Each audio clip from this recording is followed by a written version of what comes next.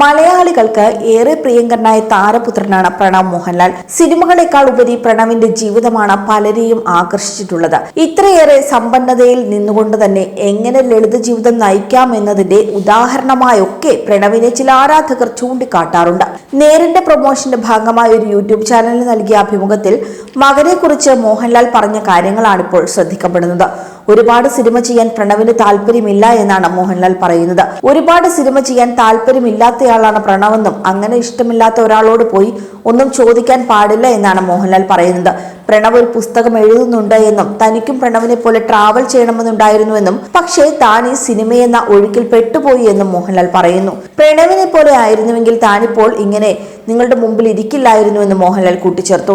നമ്മളെ ഡിസൈൻ ചെയ്തിരിക്കുന്നത് ഇങ്ങനെയാണ്, അവരെ ഡിസൈൻ ചെയ്തിരിക്കുന്നത് അങ്ങനെയാണെന്നാണ് മോഹൻലാൽ പറഞ്ഞത്. അതേസമയം പ്രണവിനൊപ്പമുള്ള ഒരു രസകരമായ അനുഭവം നടൻ സിദ്ദിഖും പങ്കുവച്ചു. പ്രണവിന്റെ അറിവും ബുദ്ധിയും ചൂണ്ടിക്കാണിക്കുന്ന അനുഭവമാണ് സിദ്ദിഖ് പങ്കുവച്ചത്. പല കാര്യങ്ങളെ പറ്റിയും നല്ല ധാരണയുള്ള ഒരുപാട് കാര്യങ്ങൾ അറിവുള്ള ഒരാളാണ് പ്രണവെന്ന് സിദ്ദിഖ് പറയുന്നു.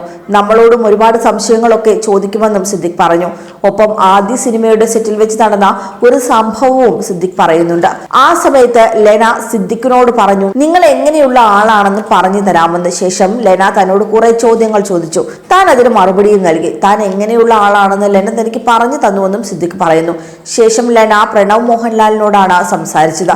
ലെന ചോദ്യം ചോദിച്ചപ്പോൾ പ്രണവ് കുറെ ചോദ്യങ്ങൾ തിരിച്ചു ചോദിച്ചു. ലെനയ്ക്ക് അവസാനം ഉത്തരം മുട്ടി ലെന എണീറ്റ് പോയി എന്നും സിദ്ദിഖ് പറയുന്നു. അങ്ങനെ ഒരാളാണ് പ്രണവെന്നും നമ്മൾ ആരും പറയാത്ത ഉത്തരങ്ങളാണ് പ്രണവ് പറയുകയെന്നും ഡിഫൻഡായ രീതിയിലാണ് പ്രണവ് കാര്യങ്ങളെ നോക്കി കാണുന്നതെന്നും മിടുക്കനാണെന്നുമാണ് സിദ്ദിഖ് പറയുന്നത്. എന്തായാലും ആരും കൊതിക്കുന്ന ഒരു ജീവിതം നയിക്കുന്ന വ്യക്തി തന്നെയാണ് പ്രണവ് മോഹൻലാൽ.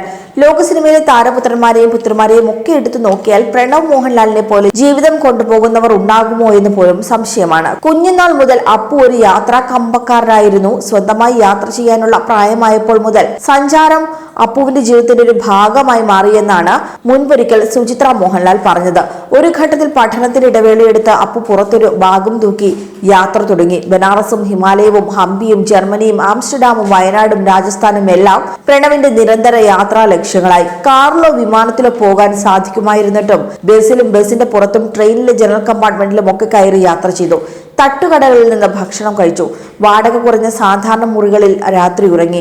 എന്തിന് ഇങ്ങനെയൊരു ത്യാഗമെന്ന് പലപ്പോഴും ചിന്തിച്ചിട്ടുണ്ട് എന്നും അമ്മ എന്ന രീതിയിൽ ചെറുതായി അത് വേദനിപ്പിച്ചിട്ടുണ്ട് എന്നും പക്ഷേ അതാണ് അവന്റെ രീതി, അതാണ് അവന്റെ ഇഷ്ടമെന്ന് പതുക്കെ തിരിച്ചറിഞ്ഞുവെന്നും ഇപ്പോൾ അഭിനയത്തിലൂടെ സ്വന്തമായി ചെറിയ വരുമാനമുണ്ടായിട്ടും അപ്പു ഇങ്ങനെയൊക്കെ തന്നെയാണെന്നും പ്രശസ്തനാവുന്നതിനേക്കാൾ അജ്ഞാതനാകുന്നതാണ് അപ്പുവിന് കൂടുതൽ ഇഷ്ടമെന്നാണ് മകനെ കുറിച്ച് സുചിത്ര മോഹൻലാൽ പറഞ്ഞത്.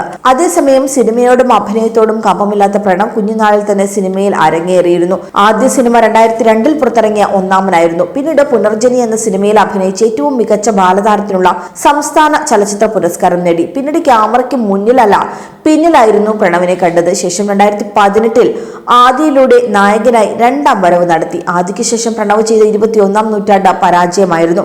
പക്ഷെ മരക്കാർ അറബിക്കടലിന്റെ സിംഹം വന്നപ്പോൾ പ്രണവിന്റെ ഉള്ളിലെ നടൻ ഒരുപാട് പക്വത വന്നതായി തോന്നി. അതുകൊണ്ട് തന്നെ സിനിമ സമ്മിശ്ര പ്രതികരണം നേടിയപ്പോഴും പ്രണവ് അഭിനയിച്ച ഭാഗം ആരാധകർക്ക് ഇഷ്ടപ്പെട്ടു. വിനീത് ശ്രീനിവാസിന്റെ ഹൃദയമാണ് പ്രണവിന്റേതായി അവസാനം ഇറങ്ങിയ സിനിമ. വിനീതിനൊപ്പം തന്നെ വർഷങ്ങൾക്ക് ശേഷം എന്നൊരു സിനിമയുടെ പണിപ്പുരയിലാണിപ്പോൾ പ്രണവ് മോഹൻലാൽ. കൂടുതൽ വാർത്തകൾക്കായി B4 Blaze ഫോളോ ചെയ്യൂ, സബ്സ്ക്രൈബ് ചെയ്യൂ.